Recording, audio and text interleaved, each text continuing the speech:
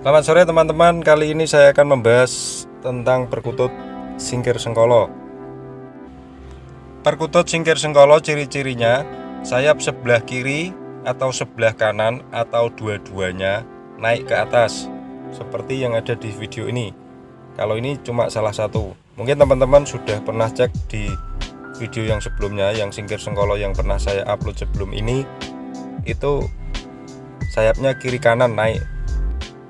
Ada yang mengatakan perkutut singkir sengkolo itu adalah bukan katuranggan tetapi perkutut yang cacat. Ya enggak apa-apa, pendapat orang itu kan beda-beda, boleh dikatakan seperti itu ya bisa, tapi secara katuranggan singkir sengkolo itu ada. Jadi ciri-cirinya seperti yang ada di video ini, sayapnya naik ke atas. Singkir sengkolo itu dari bahasa Jawa yang artinya singkir itu menyingkirkan, sengkolo itu hambatan. Sengkolo juga sering diartikan sebagai kesialan. Maka kalau dalam tradisi Jawa itu ada namanya istilah bubur sengkolo, bubur untuk membuang kesialan. Bubur merah putih itu kalau di Jawa namanya bubur sengkolo, teman-teman.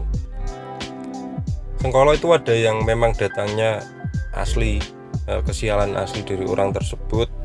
Ada yang datangnya dari luar, contohnya misalnya kayak santet, itu kan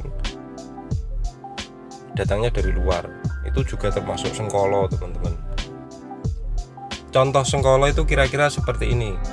Kalau misalnya di daerah Jawa itu ada seorang perempuan yang setiap menikah suaminya meninggal, kemudian menikah kedua suaminya meninggal lagi, ketiga dia meninggal lagi. Nah, itu contoh sengkolo.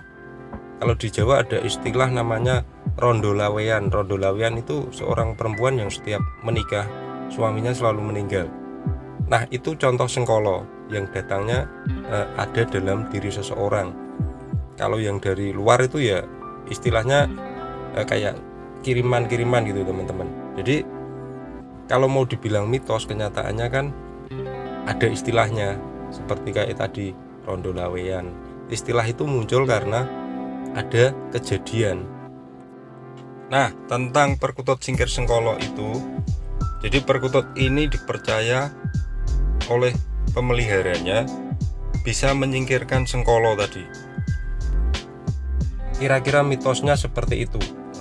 Jadi mitos itu sebetulnya cerita yang tidak bisa dibuktikan secara ilmiah.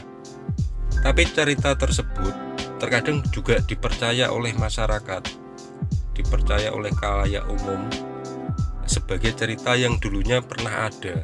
Kira-kira artinya mitos itu seperti itu. Sama seperti perkutut singkir sengkolo ini, ada cerita, ada namanya, muncul namanya singkir sengkolo, perkututnya seperti ini. Nah, sama seperti tadi, mitosnya seperti itu. Perkutut singkir sengkolo kalau di kampung-kampung biasanya ditempatkan di teras rumah. Mereka percaya kalau perkutut ini bisa menolak santet yang masuk, menolak sengkolo-sengkolo yang datangnya dari luar, termasuk sengkolo dari pemilik rumah tersebut. Kira-kira seperti itu. Oke teman-teman, pembahasan sekedar pembahasan, jadi dipercaya boleh, tidak juga tidak apa-apa. Karena sejatinya semua sengkolo, segala hambatan itu hanya Tuhan yang Maha Kuasa yang menyingkirkan. Oke, selamat sore, salamkum.